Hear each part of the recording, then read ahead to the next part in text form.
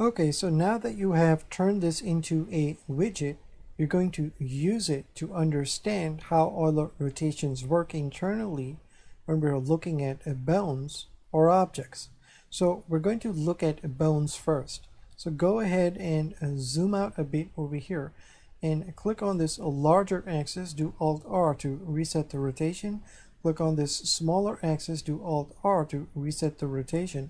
Do Shift-C to place the 3D cursor in the center, and go ahead and zoom in. Do Shift middle mouse button to pan this down. Now let's go ahead and do File, Save As, and we're going to save this as A Rotation Concepts 14.blend. So let's do Shift-A and add an armature with a single bone. Of course, go to the Data tab over here on the armature and at least enable the axis. Now over here, I want you to switch to Edit Mode and highlight this bone. So in edit mode is how the bone decides what its local coordinate system is going to look like that it will use in pose mode. And we can see what it's going to look like by simply looking at the axis displayed on the tail. So now we need to align the widget to the same axis. So the way we're going to do this is simply switch this to pose mode, zoom out a bit, do Shift middle mouse button to pan down, go ahead and having this bone selected, press the Shift key down, click on this larger axis, do Shift Control C, and now do copy rotation. Okay, now you're going to click on this bone again, and over here, press the Shift key down, click on this smaller axis, do Shift Control C, and now do copy rotation. So the job of these smaller axes is to drive this ring system. So of course, it's going to always copy the rotation of the object.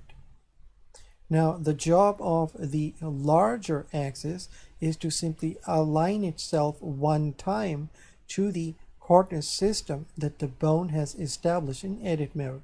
So this means that we can simply do Control A and do visual transform and now turn off this constraint. So now when you click on this bone and press the R key 2 times, you'll see that the larger axis stays in place. Okay, right click to cancel. Go ahead and now zoom in, do Shift middle mouse button. So over here, you will see that for this bone, if we want to see how these ring systems are working for it, we of course want to change this to XYZ Euler. Now when you rotate this on the Z, you will see that that's what we're seeing, the Z ring moving and the projection. Rotate this on X, and here, rotate this on Y. So this is how it's working internally. But what I want you to notice over here is that when we are rotating the bone, it's making sense, the ring system, right? But here, when we attempt to rotate this bone on the axis that is being displayed on the tail, really the Y and Z in this case, Blender is going to handle the ring systems for us. So if you press the R key, press the Y key 2 times, notice how the ring systems behave internally, right? So Blender is taking care of this to make sure that this bone rotates correctly in pose mode around its local Y axis. Right click to cancel. Now when you press the R key, press the Z key 2 times, here we're rotating around the Z, but notice how the ring systems behave. Okay, now when you press the R key, press the X key 2 times, of course only the X ring is going to rotate, right? Because that's the first axis which is always tied to the object. So this is how this works.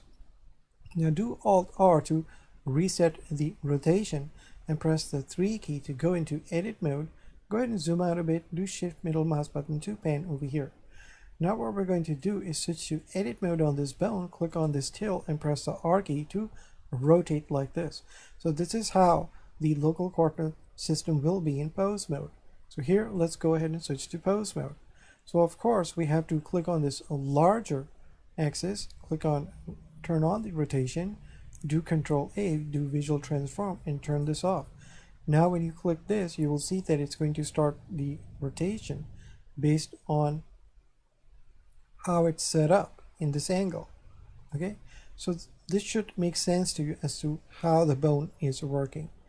So what this simply means is that when we press the tab key on this bone to go into edit mode, click on the tail and press the E key to extrude, let's say like this, this, or this, depending on how all these bones are set up, right? each of these bones on their head will get basically this type of a widget. You can imagine it this way, okay?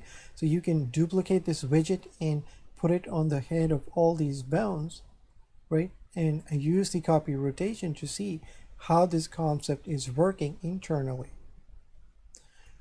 So that should make a sense as to you as to how this is working. So here what we're going to do now is simply reload this file and take a look at this from the point of view of an object.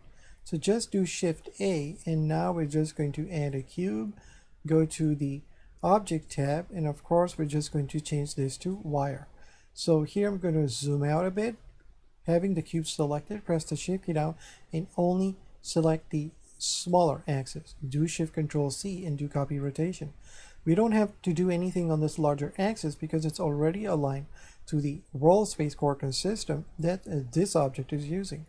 So now when you press the R key 2 times to rotate this cube, you can see that how this is working internally. Okay, so what I want you to do is let's go ahead and now reload this file, and what we're going to do is get this file set up so we can start to take a look at axis angle and quaternion. So what I want you to do is go ahead and zoom out over here. What we're going to do is click on the smaller axis, do X and delete, click on this ring, X and delete, click on this, X and delete, click on this, X and delete. Actually, let's click on this, X and delete, and so we can click on these angles over here that we added. There should be another one over here, and that's it. Now press the A key to select everything to make sure that you got rid of everything. Now do Shift A, and over here just add arrows again, and here we're just going to press the S key to scale this out a bit. Go ahead and click on this, press the Shift key down, click on this one, do Control P and create that parent-child relationship. Now over here on this sphere, we're going to do Alt R and G and press the S key to scale this out. Now what we need is actually a pole. So to do this, just do Shift A, and over here I want you to add a cylinder. And over here, just make sure that the cap fill type is N-gon, it doesn't really matter. And now we're going to have to zoom out a bit. Press the tab key to go into edit mode, do Control R to hover your mouse, and just scroll your mouse wheel until you get 1, 2, 3, 4, 5, 6, 7, 8, 9, and then 10. Left click and then right click. It doesn't really matter how many you put, I just added 10. Now press the A key to select everything, and you're going to press the S key to scale. Now you can do Shift Z to simply scale this on the X and Y and not the Z. So here you can scale it like this, press S key again, do Shift Z and scale it a bit more. So make it like this pole over here. Okay, now press the 1 key. Now here we're going to press the S key and press the Z key and expand this over here, kind of like this, and press the tab key. So now what we have is a pole and this ball. Now to finish this off, let's do Shift A and just add a cube. And over here on the Object tab, what you want to do is actually change this to wire over here. Okay, now what we need to do is click on this ball, press the Shift key down, click on this cube and do Control P and make it the child. Click on this pole, press the Shift key down, click on this cube, do Control P and make it the child. Okay, now this is really the original starting rotation. Okay, so we're going to keep this like this, but what we do want to do is actually copy the location of the cube. So in this case, what we're going to do is click on this cube, press the Shift key down, click on this larger axis, do Shift Control C and just do copy location. So now when you click on this cube and press the G key, everything should move, and if you press the R key 2 times, it should basically behave in this way.